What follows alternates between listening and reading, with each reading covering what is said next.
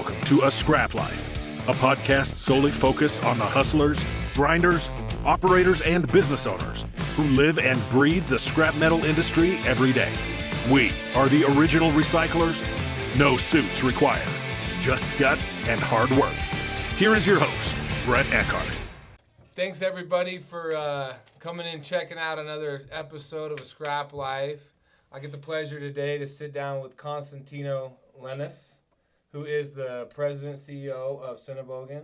So, A, thank you, Jim Keefe, for setting this up. B, it's been awesome to finally meet you. We've talked a couple of times on the phone trying to connect and make this travel possible. But for a guy that travels all over and has seen a lot, you know, it's good to have you over in Idaho. Thanks for coming.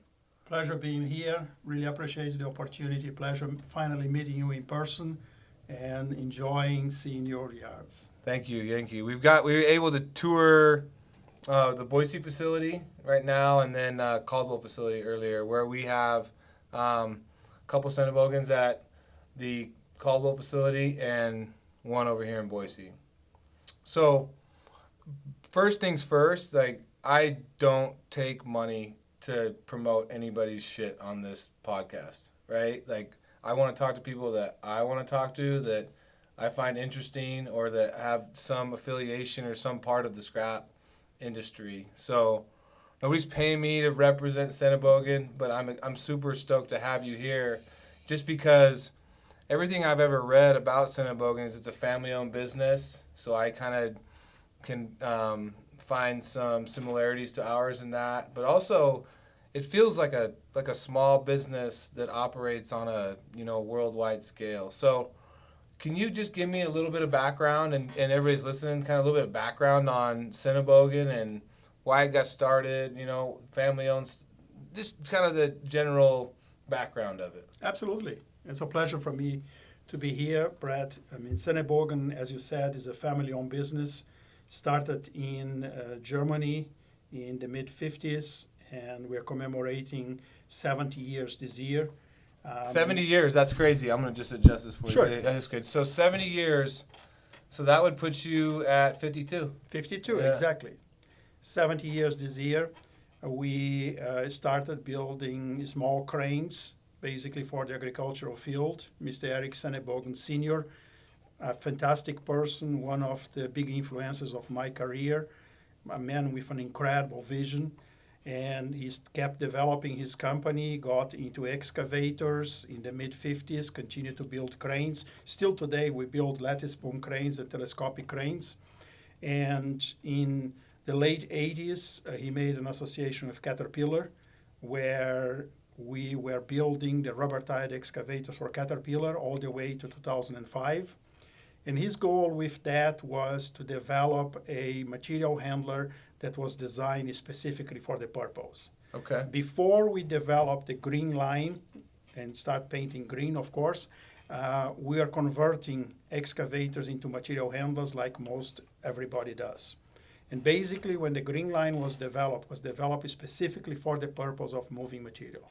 And today we are one of the largest manufacturers of material handlers in the world. We are run by the second generation, Eric and Walter Sennebogen. How old are those guys? How old are the two Eric brothers? is 65 and Walter is 62. Do they have a younger generation, Yes. their kids coming into the business? Absolutely. Both sons from Eric Sennebogen are in the business already. One is in the controlling area, the other one is engineering and manufacturing. And we see that the company will continue to be family-owned for the next generation at least. That's awesome. You said an interesting fact earlier, and I was kind of like blown away. And we'll get into like your origin story, kind of how you came to be with Sennebogen. But you said that when you started, there was, did you say 13? Was it 13? When I started with Sennebogen in 2003, there were 14 machines 14 on the market. machines, okay. Correct. And now today?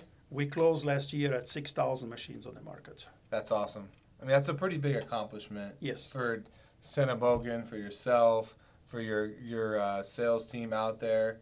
But I think it goes a little bit beyond. People ask me, we had this conversation earlier today, why we run Sennebogens, right? And I said, it's the same reason why like we run copper recovery wire chopping lines. I've never ran anything else. Like I bought one, and it was good. It was a good machine. The uptime was great, service was great, and so we bought another one. And same thing, right? So we bought another one. So I'm not, when people ask me, like, what do you think about this material handler versus this material handler? Like, I don't even really have a good answer for them. I just know, like, my experience has always been good with Sennebogen, so I've never had any reason to try anything else, right? So I'm like the worst guy to ask. Like, can you compare these two material handlers and you tell me which one would you buy? And I'm always like, well, who's going to take care of you?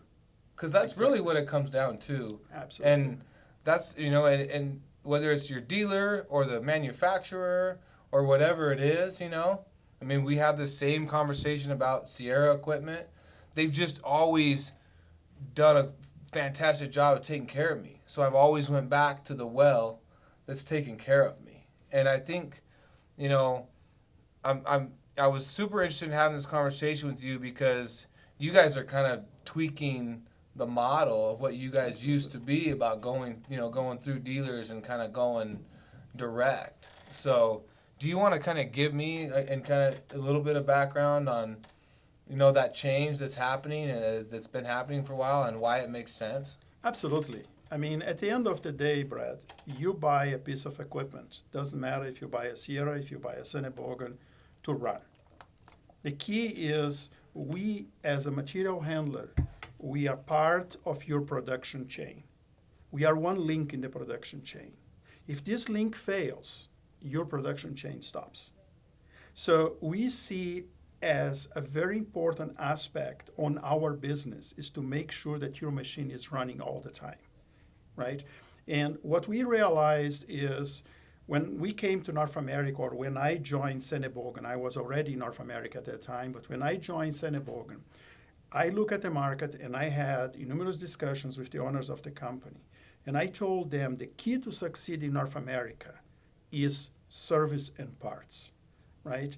I always say that the best product in the world, not properly supported, has no chance in the market in the United States. A medium quality product, well supported, will be successful, right? And we look into that and we said key is have parts in inventory, right? Have a good technical support. And throughout the years, we realized that going exclusive with the dealer model was hindering us to continue developing the country. Because of course the dealer has other product lines they serve that are sometimes much bigger than our share of their business. So their main interest resides on other products than ours. So that's when we started 4 years ago. We did a run in Colorado to test the model of authorized service provider, one of the big changes we're making with the company. Worked extremely well, and we started rolling out 2 years ago. And what that concept is that basically if you want to continue to operate and buy from your dealer and use the service from your dealer, welcome. If you're happy with that, go ahead and do. So keep your dealer if you keep want. Your dealer. If you have the relationship and you operate other equipment, absolutely, that they provide, then no reason to need change. To burn the bridge or whatever. Keep it if you want. But this industry has been dealer-centric for many, many, many years. And basically, the dealer kept the customer hostage. If you want something, you have to come to Papa. And that's what we are changing. Basically, we are creating what we call authorized service providers. These are independent workshops that can do exactly the same as the dealer does, meaning sell parts, do warranty work, do service. The only difference is they don't sell machines. Yeah. So with that, you have the option. You can continue to use your dealer, but you have other alternatives for servicing your equipment, for doing warranty work on your equipment. At the end of the day, as I told you before today, you pay my salary. Our customers pay our salaries. And that's the way we have to run the company. That's the way everything we do has to be looking at you and how can we be a better partner for you. And you kind of gave me a good analogy, and it makes sense once you explained it, but you kind of said it's similar to when you buy a car from a dealership, whether you buy a new Ford pickup or a new Chevy or whatever it is, you have the option at that time to basically, get oil changes from your dealer Right. if you want to, which are expensive oil changes. Correct. Or you have the option to go to Meineke, Jiffy Lube, whatever, and go and look for other, if you're someone that values cheap, you want it done as little, as cheap as you can get it done, and that's important to you, then you have options. If you want someone that's going to vacuum your mats and wash the window and give you that, customer support service and do and look at all your other fluids and a full service oil change, you can do that too, right? Correct. So it's kind of a similar concept. It is a similar concept. And the other aspect is when you look at dealerships, they are generally in the main cities. The scrap business is local. I mean, you have yards that are in major cities, but you have yards that are in remote areas. Yeah. So a lot of the cost that the customers were paying were travel time and mileage. And by having these smaller authorized service providers that are regional, that are local, we are drastically reduce the operating cost for our customers. Because at the end of the day, the acquisition cost is one thing. But you have to analyze how much it cost me to run this machine throughout 10, 15, 20,000 hours. That's the true cost to your business.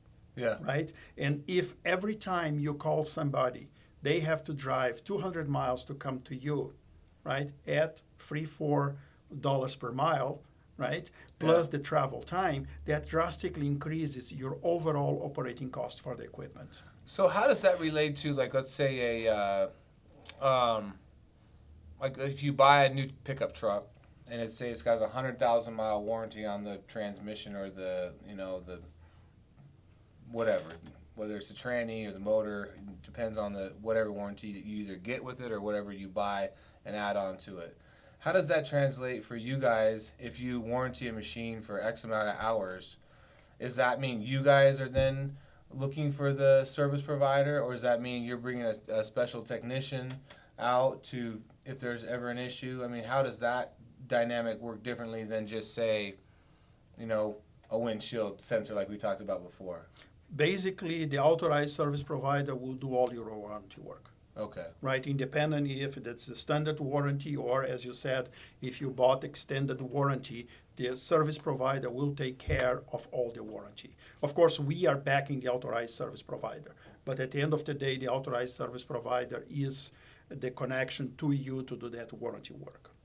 So because I'm ignorant and I don't know what other material handler companies do they go through dealers? Is it a similar concept, or when you guys were kind of going through and developing this, was this unique to the industry, or was this just like something that you guys felt made the most financial sense and most customer service sense for Sennebogen?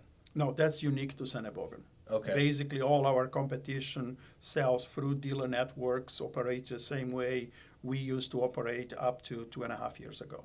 So what drove that? What drove the change? Like why were you guys like, we got to change the way this is being done? Customers like yourself drive the change. Because we have to look, as I told you before or earlier today, I am a person that I'm never happy with status quo. I think there is always better means and ways to do things. So we start analyzing, we start talking to our customers, and which problems do you have, dear customer? Right? Yeah. And how can we improve that? How can we improve our partnership? And always the comment that came out was cost of maintenance, right? Time of reaction. Cost of maintenance, time of reaction. So we start analyzing the market and seeing how can we reduce that? Because basically the cost of the part is the cost of the part. Yeah. But a lot of times you call in a service technician, and if you have to pay a long way for the service technician to come in, you end up that he changes a part for $100 or $120, but your total bill is $1,500. Yeah. Right? So when we start analyzing that, we start realizing we have to bring the technician close to the customer. Right? And in having meetings with some customers that told me, look, we love Sennebogen. We would buy Sennebogen everywhere, but we buy that product that has local service. Mm-hmm. And when I heard that, it was clear to me we are losing market share because we don't have local service. And that is that was the driver for us to look into that and say, yes, we have to find a better way. And when I met this same customer and we shook hands on an exclusive agreement, and I told him, I promise to you, I'll have service to you no further away than 30 miles from every yard you have. Yeah. They look at me with big eyes. How are you going to realize that? Yeah. Your dealer is not going to be everywhere. I said, no, you don't need a dealer facility. You don't need brick and mortar. You need a technician. And what I'll do is I'll have a technician that is closer to every single yard you have. And that was basically what drove us to go ahead on this concept. Huh. I like it. I mean, one thing we hit on it earlier was I cannot stand to sit still, right? Like, and not sit still like on my butt sit still, but like I just, if something needs tweaked, or if I feel like there's an opportunity, or I feel like there's something more we can do, like I'm like, okay, how can we figure this out, right? Because I'm very customer service, customer oriented. We were talking about the tire side of our business earlier, and one of the reasons we got into the tire business is because I knew that not only did I have a tire problem, but a lot of my current customers had tire problems. Yeah. My potential down the road customers had tire problems, right? So it was like, I can find a way to generate revenue at the same time solve a bunch of people's problems. Like, I'm like, fuck it. We may have to buy a $1 million shredder to get into the business. I said, but I think it's a way to solve the problem and take care of our customer, which then in turn provides more scrap. They feel like that we're not just a scrap recycling company. We're actually someone that can take care of whether it's shredding their mattresses at the landfill, shredding their tires at the landfill. All of a sudden, we bring so much more to the table than just, hey, we're here to bail your scrap. And I think that was the turning point. Once I realized that there was a whole customer service component to it, that it was like the investment, you just couldn't not make the investment, yes. Right? So how long did it take you guys to kind of basically switch the whole model around? I mean, you guys are still in the process of it every day, right? But I mean, and you're 2 years in? We are 2 years in. And I love the expression you used because we are very similar, right? Yeah. I mean, I'm a kind of a person, I'm looking to optimize everything every day. And I travel a lot, as I told you this morning. 2-3 weeks per month I'm on the road. I'm in front of customers like yourself. Mm-hmm. Because at the end of the day, you bring us the best ideas. And when we sit together and discuss how can we help you improve your process, right? Like you went ahead and bought the tire shredder to improve the relationship with your customers. Yeah. So we did a number of things, like we increased the number of regional technicians we have, right? As I told you this morning, we just put one in Salt Lake City, Utah, to be closer to the customers in this region, right? Yeah. So those are all things we did to improve the relationship with the customer. Specifically on your question, I would say we are probably 1/3 in, right? We have 125 authorized service providers today. We want to get to 250 by early next year. And I think that we will need, and time will show, I mean, we are learning by the process. Yeah. But I think we need 350 to 400 authorized service providers to cover the United States the way we would like to have covered. And that's something that, we'll end on that. Like we end this podcast. I think if you're listening to this podcast and you're, whether you're in the scrap business or you're an affiliate as far as on the mechanical side or whatever, I mean, some of the best leads for authorized service providers come from the scrap recycling facilities themselves, right? Like, absolutely. Hey, I deal with this guy over here. Absolutely. He's a mom and pop shop, super good guy. Yep. He lives, next door to me or down the road. His shop's 5 minutes away. Like, let's see if we can make those connections, right? Absolutely. I think that's probably, hopefully, and then all of a sudden now, you're giving somebody else an opportunity to generate revenue for their business. But also at the same time, you're probably giving yourself an opportunity for uptime, right? For being able to keep shit moving. Absolutely. And it's interesting that you said, because a lot of the leads that we got, I would say over 50% of the leads we got and the authorized service providers we have today, they came from the customer. And it's just going to the customer and asking the question, apart from the dealer, who is servicing your equipment? Yeah. Right? And sometimes they say, oh, Joe here on the corner, he's great, he's fantastic. Unfortunately, I can't have him work on my machine while it's new because it voids the warranty.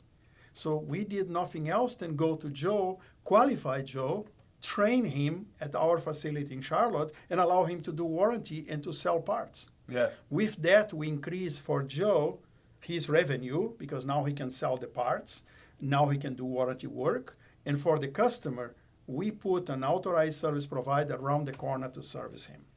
No, that makes sense. So I'm gonna switch gears a little bit on you.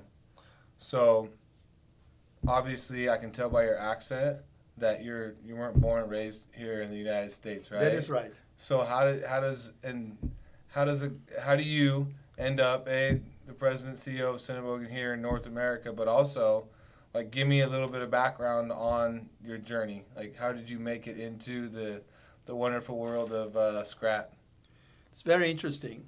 I'm Brazilian. Okay. I went to college in Brazil. I'm a mechanical engineer.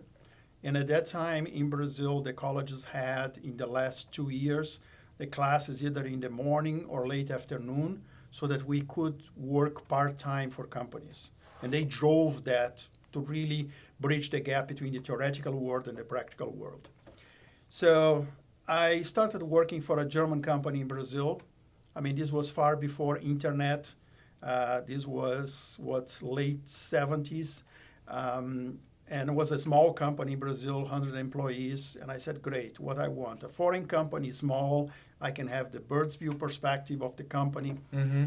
And work for them for 2 years. They invited me to go to Germany for 2 years on an exchange program just to realize I'm working for the 6th largest industrial conglomerate in Germany. You know, when you wake up and you say, wow, that's different. Yeah. Completely different. So I went to Germany, worked in Germany for the first 2 years and extended my stay. I love the country, I love the people. And what were you doing? Like, what was the? I was working in larger international projects. We were building airports, building hotels, steel mills, different industrial and pleasure complexes. Okay. And I was working in the steel division. So basically my job was to sell steel mills, rolling mills, and other equipment. That was my first contact with the steel world. Yeah. Right. Worked for that company for a long time, lived for 5 years in Asia and 2 years in the Middle East, always going out, running projects, coming back to Germany. And in the early 90s, I decided to change jobs, and I went to work for a company that makes cranes and material handlers. Okay. Worked for that company for a couple of years. In Germany. In Germany. Okay. And in 95, late 95, early 96, I came to the U.S. for the first time. What Because- drove? Oh, you did for work. Just for work, to Okay. start bringing that product to North America. Okay. And fall in love with your country. I really love living here. So at that time, I was still living in Germany, responsible for the U.S. We start very small, like everybody starts, working for an importer. And in 99, the owners of this company was a family-owned business, decided to start a company in North America. So I came to the U.S. back in 2001 to run the company. At that time, the business had grown enough. And in 2002, that company was sold to a very large conglomerate. And it was the first time in my life that I worked for a public traded company, Which company? Terex. Okay. And I haven't enjoyed working for public traded because, you know, when you work for a private-owned business, you sit with the owner, you talk about something, you make the decision, and you move on. Yep. Right? Sometimes you don't like the decision because it's his company, right? But you Yeah. have to understand and accept that. Yeah. But the point is, either you know very quickly, yes or no, let's move on and let's drive forward. But you have a chance also, I will say this, you have a chance to influence the decision. You have much more of a chance to influence the decision than you do if you work for a conglomerate, because I've always said, and I was partners with a publicly traded company for almost 20 years. We were 50% owned by Schnitzer Steel. Oh, okay. And so we we had the opportunity to buy them out in late 2015, and we actually finalized it early 16. But at that time, we were the operating partner, so we still had the ability to kind of do, for the most part, what we wanted. But I've heard it and seen it, and I've been around it, and I've witnessed it. And you may not like the decision of if you're sitting down and you're hanging out with the owner, but one thing is for sure is you have a great opportunity if you can make the case to influence that decision much easier than if you do work for a huge company. Absolutely. And I do believe that is the big difference. Absolutely. I mean, Yeah. you are in front of him or her. Yes. Right? Where when a large company, you present to your boss, that presents to his boss, that goes to the board. And at the end of the day, how much of your original idea arrives at that level? It's like it's the telephone game, right? Absolutely. Yeah. Exactly. I love to use that example. Yeah. That's great. Exactly. So basically, I stayed with this large corporation for 13 months. And I didn't like it because I was distanced from the decision making. It was not really looking into the customer and the customer needs. It's far more looking into the shareholder needs, right? Yeah. And that's when I decided to join Sennebogen. There was a startup here, as you said before, a few machines on the market. And I saw there, talking to Eric and Walter Sennebogen, that they were really interested in driving the business in North America, in supporting me to grow the business, as well as their focus is the customer, right? Yeah. Most of our machine development is done based on customer ideas. Yeah. And that's what helps us a lot, or has helped us a lot, to get to the position we are today on the market. Well, and it's awesome. Like I made a post on this on LinkedIn a couple of days ago. And to me, there's no better feeling than building something from scratch, right? Absolutely. And when you start with 13, 14 machines, like that's pretty much from scratch. Yes. Like I don't care what anybody says, that's pretty minimal amount compared to say 6,000 today. Yeah. But when you're down at the base level and you're basically building the foundation before you even put a brick on top, that's when it's the most fun, because that's when little tweaks here and little tweaks there, and like the big decisions are getting made, and you're going in a certain direction. All of a sudden, a roadblock, and you're like, okay, go right here. Like you pivot quickly, and you're just small enough that you can move fast. Yes. And there is no better feeling in business, scrap business aside, than building something from nothing. It's incredible. It's incredible. You look back and you see all the changes and all the changes you made, and all the right turns and left turns, and what have brought advantages and disadvantages. And basically, when you look today, all the systems that we have to support the customer were developed based on trial and error. Yeah. Right? You create this, how does it work? It's like when in 2009, we decided we start training customer mechanics at the same level as dealer mechanics. Everybody told me, you're crazy. You're absolutely crazy. You can't do that. I said, why not? Because nobody did before, I can't do it? That's nonsense. Yeah. Right? So today, when I analyzed the statistics for last year, 55% of our trainees were customer mechanics. 45 were dealer and ASP mechanics. So we see that the customers have embraced that, because again, if you have a trained technician, you can repair your machine quickly, you can get back to work, right? You spend less money, you had less downtime, and you are producing. And those are the things that, looking back, so many changes we made that were unique to the market, unique to the industry, and we look back and say, that was really the right move. Or, hey, we mess up. Yeah. Let's correct immediately and do something else. And I think that's one of the very important things in any leader, is have the humility to recognize, I messed up. I put my quote this morning was, show me somebody who's afraid to look like an idiot, and I'll show you somebody I can beat every time. Absolutely. Right? Like that was the one I used. I'm like, if you're afraid to change or to do something, because you're scared of what people will think or what the competition will say or what somebody else, I'm like, I'll beat your ass every time because I'm not afraid, and I'll make the mistake I'll say, well, I tried. Go to the next one, right? But because one of them out of 10 might hit. Yeah. And when it does, Wow. it's going to be good, right? And we're all going to Exactly. sit around, we're going to cheers beers, and it's going to be a good day, right? Yeah. But I'm also not afraid to be like somebody going, that was a shitty decision. I'll be like, yep, that one's on me, right? Yes. Like I went the wrong way.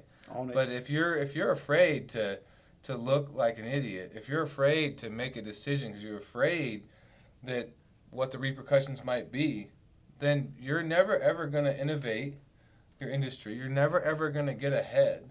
And that's just the crux of it. I don't care whatever industry, whatever business you're in. I firmly believe that. So we do agree on that one for sure. It's not only in business, it's in life as well, right? 100%. And reality is the only person that never made a mistake in their life is the person that never did anything in their life. Yeah. Right? Because if you do something, you are risking to make a mistake.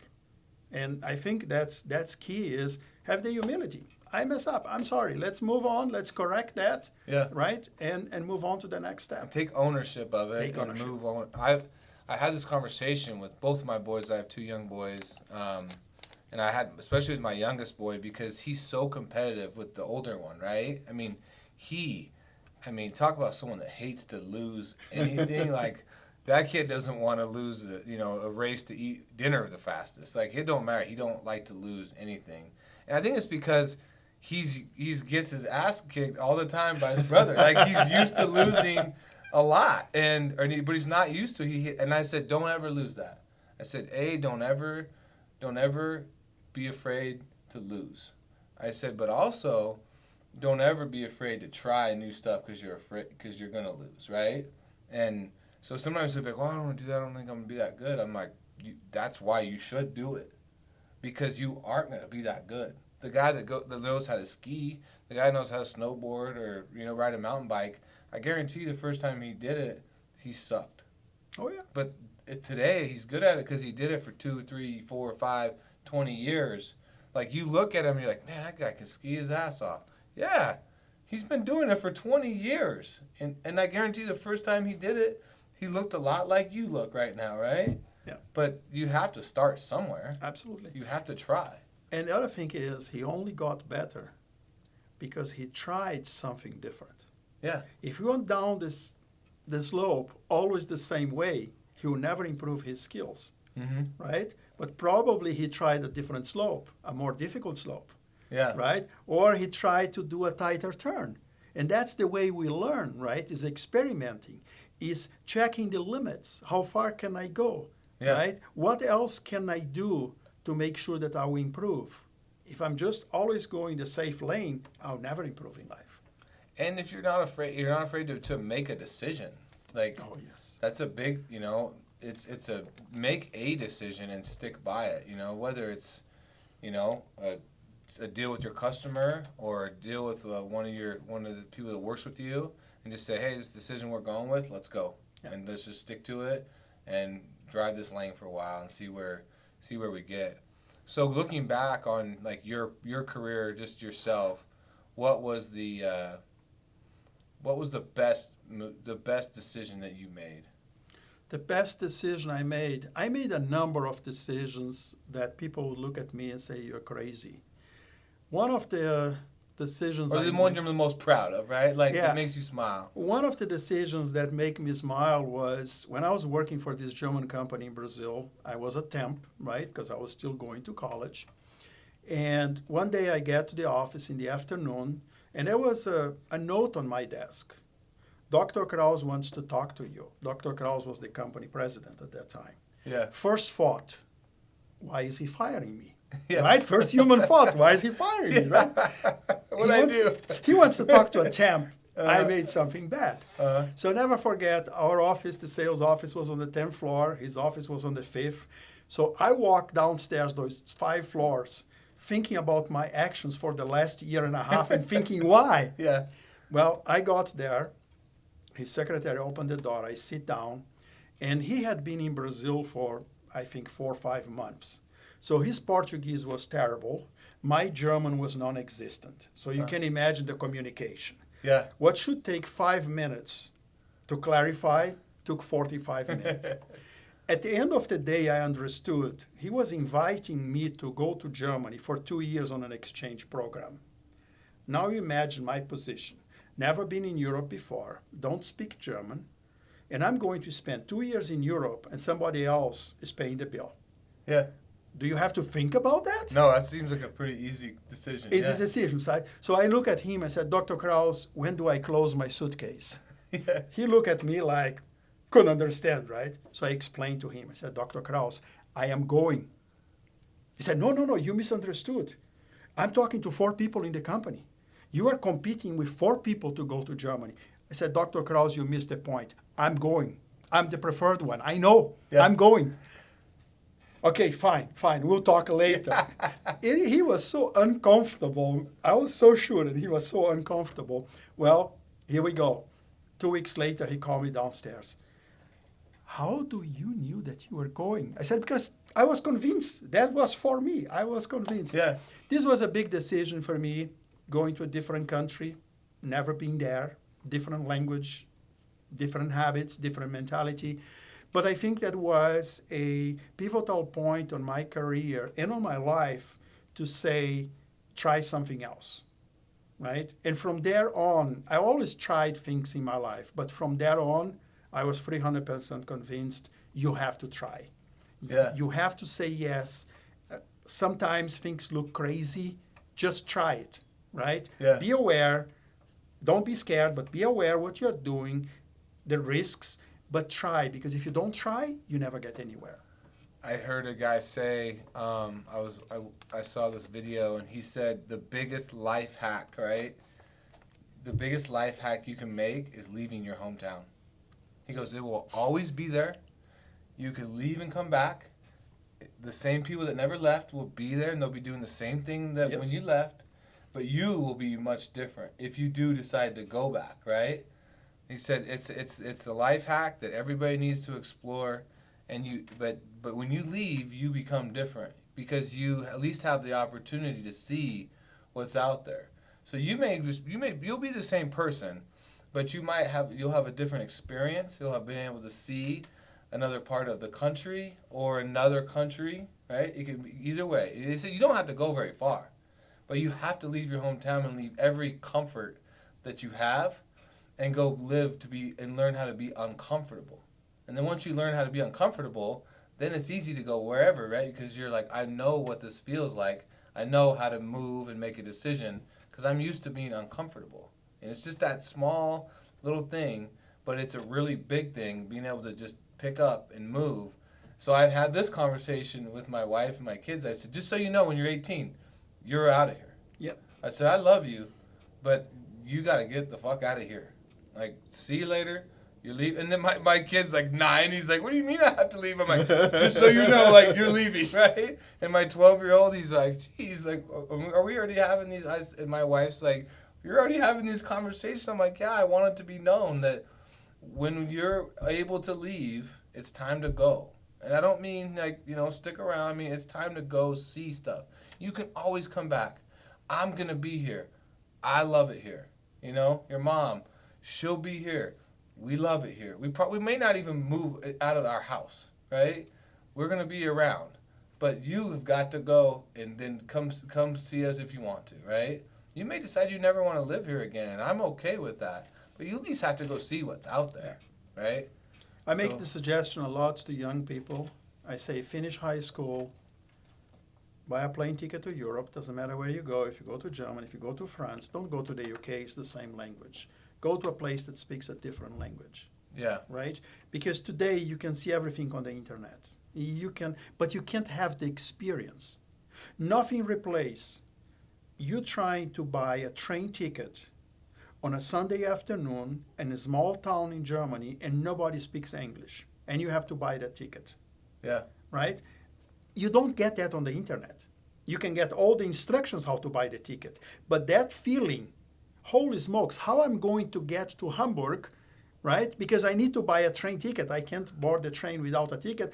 And nobody understands me even where I want to go. Yeah. And I think those life experiences really change a person.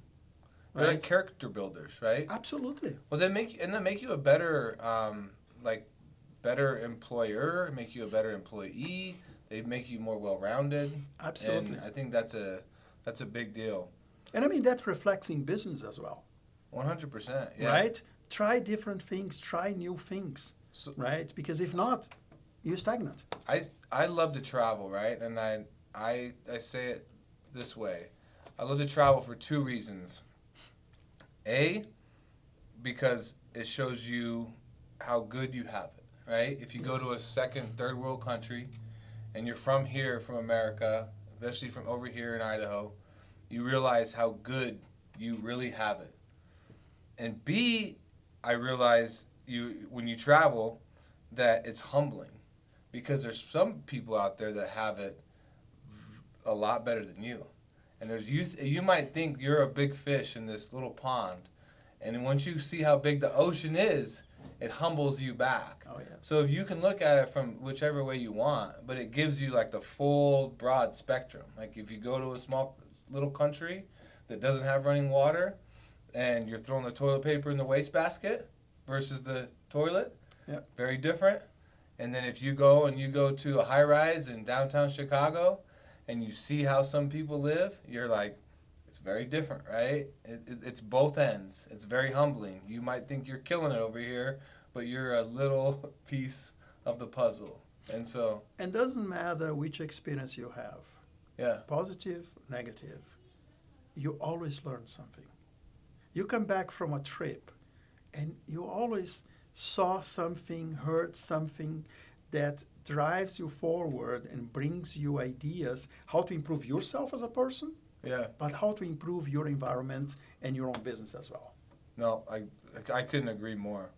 So, North Carolina, we talked about this. This is kind of a cool story because I was always curious. I'm like, of all the places you could set up to have your national headquarters, here in the U.S., Sennebogen chose North Carolina, right?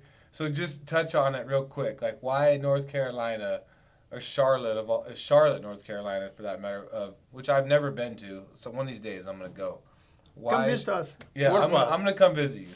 Why Charlotte, North Carolina? Imagine we are here, right? And we have a good overview where to settle in U.S., where not to settle as a company. Yeah. But now you imagine a German company out of Bavaria in the southern part of Germany is looking at a U.S. map. You can take the dart and try to find a place, or you can try to get information about that. Yeah. So one of our owners was at the Equipment Manufacturers Association in Germany at a seminar.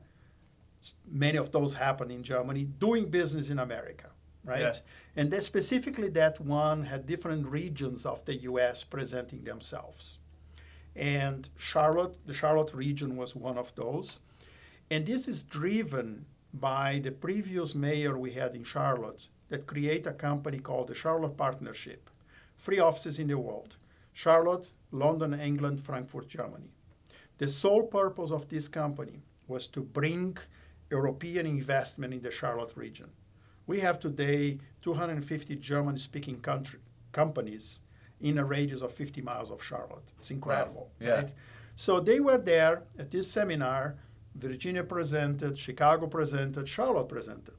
They liked the presentation from Charlotte, went to talk to that person, and that person told them, look, I can talk to you for hours and hours and hours. Come to Charlotte, and we'll show you what we have to offer. So they came, saw German companies located in the region, talked to lawyers, talked to accountants, saw properties to buy, properties to rent. Was an easy decision, right? Yeah. Apart from that, a great airport, direct flights to Munich, Germany twice a day, what helps us a lot with the supply of parts as well as exchange of personnel. Mm-hmm. So it was an easy decision for them. Yeah. So how many square feet, how many people do you have there in Charlotte? I mean, what's the lay of the land? What does it look like? When we started, I was running out of 4,000 square feet rented facility. Uh-huh. We had 4 employees in total. We currently have 90 employees. We are running out of 100,000 square feet facility. A very large stock of spare parts. We carry $50 million in parts. Our stocking philosophy is everything that puts a machine down has to be in Charlotte, North Carolina. So that's one of the main reasons we developed so well on the market. Yeah. And we are just starting a 50,000 square feet expansion where we'll have more office space, we'll have more training facilities. We currently have one training center, we'll build 2 more. But more important than that, we are looking about training the technicians of the future. So we are building an apprenticeship workshop where our goal is to take high school kids, have them learning the company, hydraulics, electrics, and controls, as well as parallel to that, go to a technical school. So we all recognize there's a huge shortage of technicians in the country, right? So the stealing game is over. You go and pay X dollars more per hour and you steal somebody and then you lose that person to somebody else. So we think that the future is training our own people, and the capacity will be such that we'll not only train for us, but we'll be training technicians for our customers and our dealers and ASPs. I love it. I think that to a certain extent, the college jig is up. Yes. I think that there's there's certain things you have to go to college for, and I think that it's a good experience. Back to like the biggest hack is leaving your hometown. If you at least leave and go to school and you learn some, whether it's accounting or art history, whatever that is, you're getting some benefit because you're actually leaving and going and doing something and being on your own. But as far as having to go to school, like a brick and mortar college to be successful, like I feel like that people are starting to snuff it out and say that's BS. Because it's because of lack of trades. It's a lack of people entering the trades. And for you guys to do that, I mean, that's forward thinking. You're not the only company doing that, but you guys are forward thinking enough to say we may not be training them for us in house, but we're training them for our customers or for future employees of somebody else. But they'll always have it's a branding play as well, because you're also giving them that. It's almost like when you go somewhere for a little, like when you transfer for 2 years to Germany, Germany still has a little place in your heart, right? Like absolutely. And but you can build that just through a company, right? People remember some of their first jobs. They remember some of their first careers, and like they think fondly back on those memories and how much they grew as a person and whatever else. So not only are you teaching them like a technical skill that they can use for the rest of their life and make a decent income, and sometimes in certain situations, if you're skilled enough, an absolutely great income. Absolutely. Compared to just having a college degree. But I'm curious though why you feel the need to pair it with a technical school at the same time. Because there are some technical knowledge, theoretical knowledge, like basic hydraulic stuff. Exactly. Okay. That will help them to really be better trained. Okay. Right? But it's not the goal to say they have to go to a college, right? Yeah. The goal is to see, and we are talking currently to 2 technical schools in our area, which one of those will be prepared to integrate our program with theirs so that we can have better technicians, better qualified technicians by adding everything we know plus some theoretical knowledge coming from the technical school. Okay. And I agree 100% what you said. I mean, if you realize today how many kids are coming out of college, first of all, with a huge debt, yes, right, that they have to pay back, right, and then trying to find a job in certain areas where, see how much a good technician is making today. It's incredible. Yeah, I tell this story a lot, but I remember I was like 16 and I asked my dad, and I knew I was on summer break, and I was out and I was running a cutting torch, and it was hot. I was sweating my ass off, and I go inside the office and the air conditioner's running, and I asked my dad, I'm like, and I'm just kind of a shithead kid, I was a decent student, but I got in a decent amount of trouble, and I asked my dad, I'm like, man, what do I got to do to work in this office? And he goes, go to college. And I was like, you didn't go to college. I said, Mom didn't go to college. I said, nobody in this family, nobody's ever went to college. And he goes, well, I don't care. He's like, but if you ever want to work in here, then you got to go to college.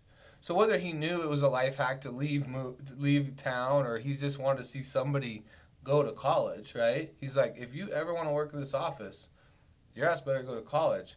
So luckily, I was decent enough athlete. I was good at sports, and I was able to go to college and play football. Well, little did I know, I'm going to school. I'm really there to play football. That's what I'm doing. And I'm at the same time, people are like, what are you going to study? And I'm like, I don't know. I mean, I'll study business, right? Like, that's what I want to do. I've always known what I was going to do my whole life. There's never ever a question. I always knew where I wanted to work. So I'm one of the lucky ones. But so I'm like, all right, I'll study business. And so at the same time, I'm getting an education. I get my college degree. And so I'm the first person in my family to go to college and get a college degree. And I don't know that I learned a lot about business, but I had a great time. I met a ton of good people, but I just learned how to live my life away from my comfort zone.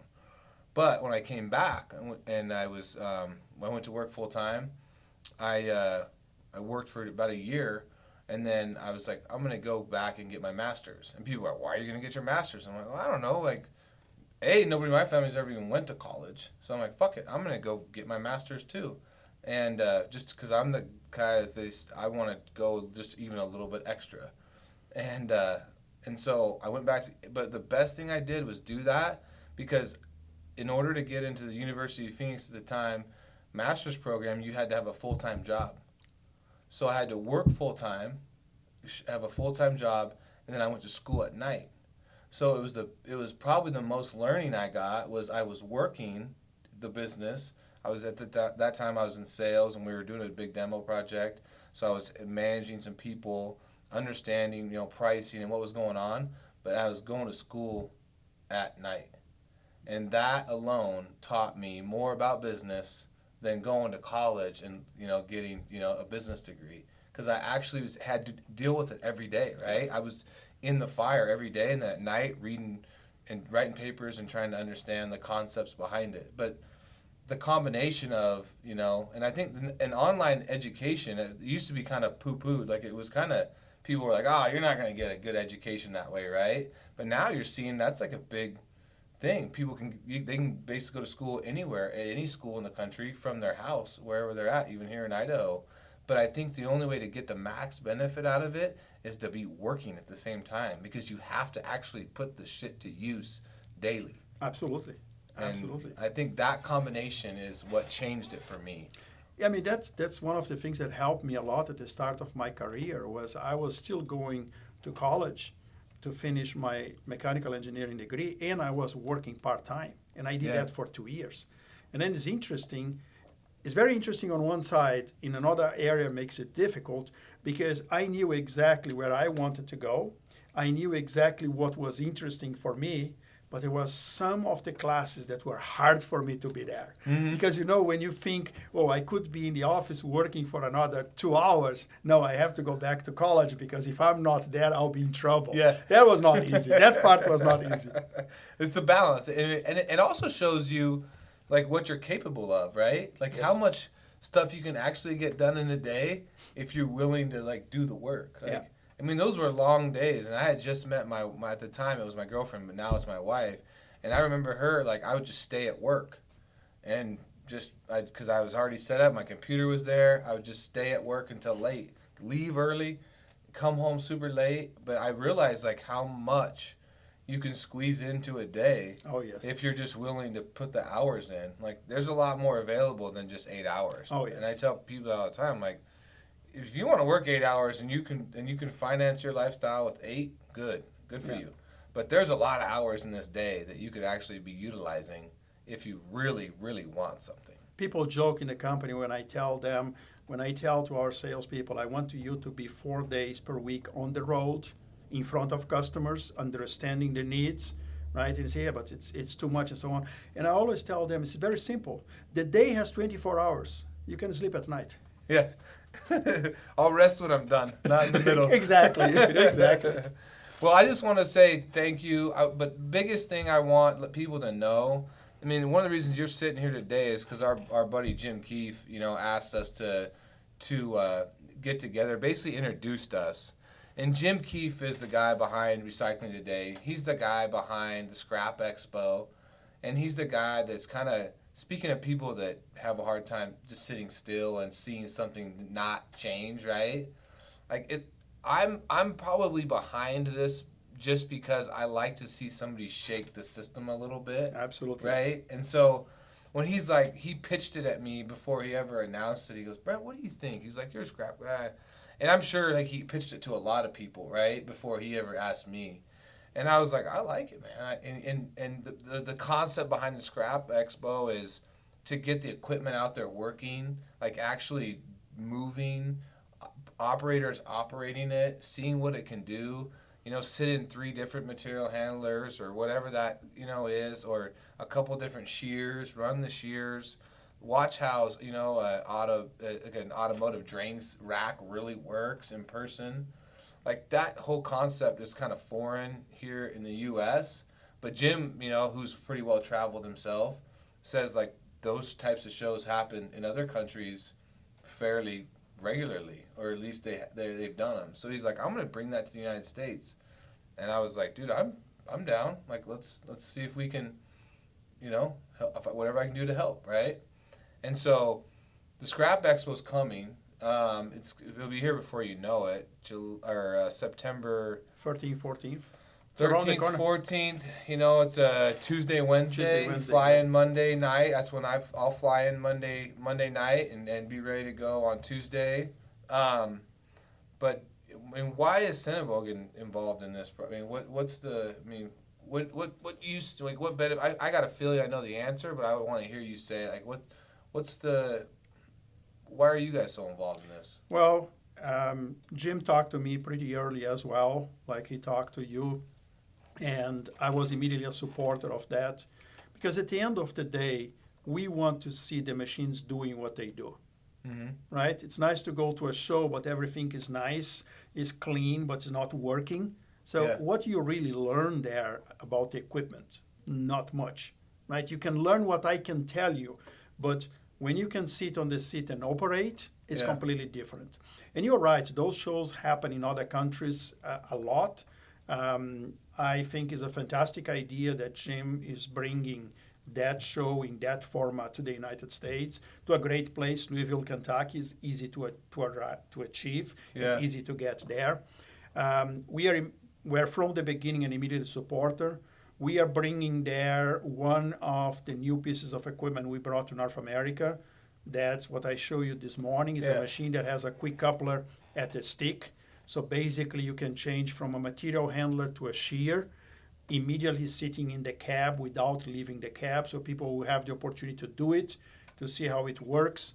Plus we'll have a second material handler working with a grapple for people just to operate the material handler. What we'll bring there are 2 pieces of equipment, plus we'll have the opportunity to show customers not only the simplicity of the Sennebogen. Keep in mind we're the only ones that are still hydraulically controlled. We don't have electronics that make life difficult for everybody, as well as all the product support offerings and the financing offerings we have, right? Like we talked before about the ASP concept. But we have what we call uptime kits. These are small tackle boxes that have all electric components in one box. So if you have a problem with your machine, you can easily repair yourself, if you have a trained technician like you have, right? And save a lot of money, save up time, all the way to a new financing concept we brought to the market we call lease by the hour, where you pay operating hours and independent if you are running those 10,000 hours in 2 years, 3 years, 4 years, or 5 years, you are paying usage. And these are all things we are doing, looking at you, our customer, and seeing how can we be a better partner? How can we better integrate in your business and make sure that we can help and support you in your endeavor to better service your customers. I love it. I love it. I mean, it's like you go back to what you said earlier. You'll travel, you'll spend some money shipping some equipment. It'll cost you some money, but what you might learn and what you're going to figure out and your ability to get in front of your current customers and your ability to get in front of some potential future customers, someone that's on the fence trying to figure out which machine to go with. Absolutely. Don't ask me. I don't know. Like I've only ran one. So go ask somebody that's ran a few different ones. Go talk to them, see who's going to take care of you. I can speak to that. I can't speak to the rest of it. So thank you for coming in. I appreciate the time. And thank you very much, Brad. It has been a thanks pleasure. For making the travel to Idaho. Yeah, it's been great. All right. Really great. Thank you very much for the opportunity, and see you I'm later make at my the Scrap way Expo. over. I'm gonna see you at the Scrap Expo for sure, and I'm gonna make my way over to Charlotte. And then if I get real ambitious, I'm gonna go to Germany. I had that offer from our last dealer, Modern Machinery, and I never took them up on it, and now I kicked myself in the butt on that a few times. Let's One do of it. these days. Let's do it together, and I hope that we'll see many people at the Scrap Expo. As you said, Jim Keefe is doing a fantastic job He is. getting that Go organized. check out the Scrap Expo. If you look it up online, I mean, Jim's doing a good job promoting it. I'm super excited about it, so go check it out. It's going to be a good time. Great. Thanks a Thank you, lot. Constantino.